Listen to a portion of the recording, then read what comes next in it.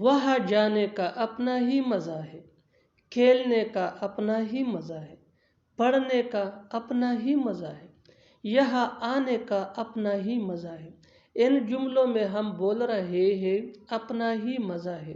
اس کے لیے آپ کو یوز کرنا ہوگا انگلش میں has its own feel. Has its own feel مین اپنا ہی مزہ ہے۔ آئیے کمپلیٹ سٹرکچر سمجھتے ہیں۔ Sentence plus has its own feel. آگے ڈیٹیل سے سمجھاتا ہوں مثالوں سے۔ Here are some examples for better understanding۔ وہاں جانے کا اپنا ہی مزہ ہے۔ Going there has its own feel۔ Going there has its own feel۔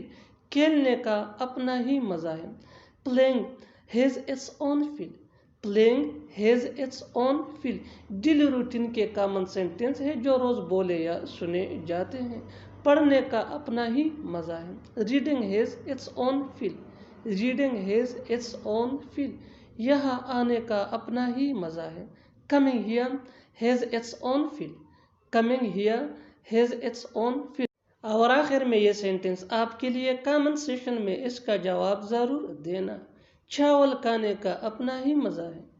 چاول کھانے کا اپنا ہی مزہ ہے۔ Subscribe to English page for more advanced English sentence structure۔ Thanks، Mandhana.